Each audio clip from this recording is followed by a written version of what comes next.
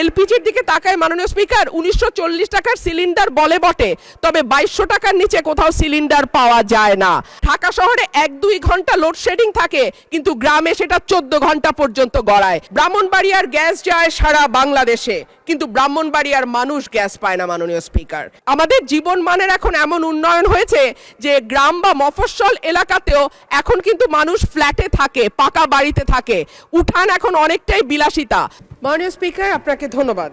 মাননীয় স্পিকার, মেঘনা আর তিতাস পাড়ের দেশ ব্রাহ্মণবাড়িয়া, ওস্তাদ আলাউদ্দিন খাঁ কিংবা শচীন দেব বর্মনের দেশ ব্রাহ্মণবাড়িয়া, কীর্তন আর বাউল গানের দেশ ব্রাহ্মণবাড়িয়া, ছানামুখী মিষ্টির অপূর্ব স্বাদের দেশ আমার বাউনবাড়িয়া, দিগন্ত জোড়া হাওড়ের দেশ বাউনবাড়িয়া, আবার তুচ্ছ বিষয়ে ট্যাটা নিয়ে মাঠে নামার দেশও কিন্তু ব্রাহ্মণবাড়িয়া। মাননীয় স্পিকার, বাংলাদেশের শিল্প সাহিত্য সংস্কৃতির রাজধানী বলা হয় ব্রাহ্মণবাড়িয়াকে। এই মাটিতে একদিকে যেমন সুর সম্রাট ওস্তাদ আলাউদ্দিন খাঁ বা শচীন দেব বর্মনের জন্ম হয়েছে, তেমনি এই মাটিতে জন্ম নিয়েছেন ধীরেন্দ্রনাথ দত্ত বা অলি আহাদের মতন সংগ্রামী চরিত্র, যাদের কল্যাণে বাংলা আজকে আমাদের রাষ্ট্রভাষার স্বীকৃতি পেয়েছে। মাননীয় স্পিকার, আমার নির্বাচনী এলাকা ব্রাহ্মণবাড়িয়া 2-এর অন্তর্গত আশুগঞ্জ একটি শিল্পনগরী। এখানে আছে সার কারখানা, বিদ্যুৎ কেন্দ্র, চাল কল, মিল, ফ্যাক্টরি, আছে বন্দর। ব্রাহ্মণবাড়িয়ার গ্যাস যায় সারা বাংলাদেশে, কিন্তু ব্রাহ্মণবাড়িয়ার মানুষ গ্যাস পায় না মাননীয় স্পিকার। তিতাস গ্যাস ফিল্ড বাংলাদেশের অন্যতম প্রাচীন ও প্রধান প্রাকৃতিক গ্যাস কেন্দ্র।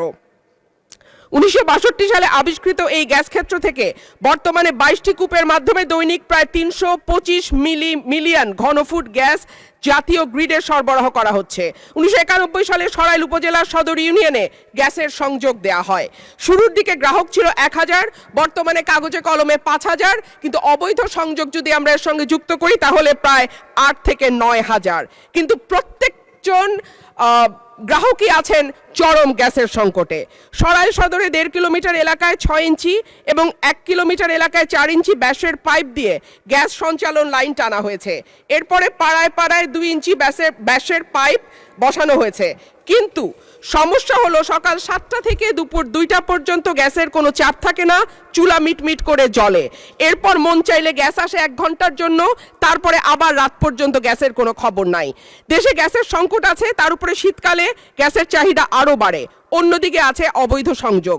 Bakhrabad gas transmission and distribution system limited Brahmanbaria কার্যালয় থেকে জানানো হয়েছে, লোকবলের অভাব সহ নানা সংকটে তাদের তদারক করা পুরোপুরি সম্ভব হচ্ছে না। মাননীয় স্পিকার, 2016 সালে বাসাবাড়িতে গ্যাসের সংযোগ দেওয়া বন্ধ হলেও এখনও কিন্তু অসাধু কর্মকর্তাদের সাহায্যে বেশ কিছু মানুষ বাড়িতে অবৈধ গ্যাসের সংযোগ নিয়ে রেখেছে।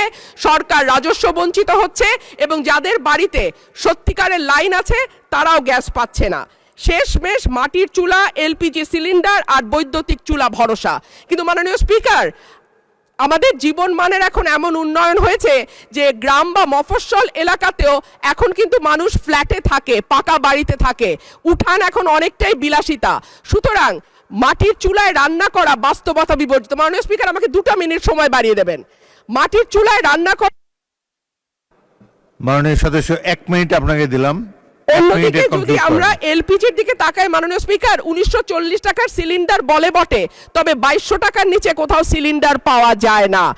আর আমরা যদি বিদ্যুতের চুলার কথা বলি তাহলে বলতে হয় ঢাকা শহরে 1-2 ঘন্টা লোডশেডিং থাকে, কিন্তু গ্রামে সেটা 14 ঘন্টা পর্যন্ত গড়ায়। সুতরাং গ্যাস ছাড়া আমাদের আসলে এই মুহূর্তে সত্যিকার অর্থে চুলা জ্বালাবার মতন জ্বালানি নেই। এবং ব্রাহ্মণবাড়িয়ার গ্যাস যেহেতু সকল দেশের অন্যান্য এলাকায় সকল এলাকায় যায়, সুতরাং আমার দাবি থাকবে আগে ব্রাহ্মণবাড়িয়ার গ্যাস ব্রাহ্মণবাড়িয়ার মানুষ পাবে, তারপরে এটি অন্য এলাকায় যাবে।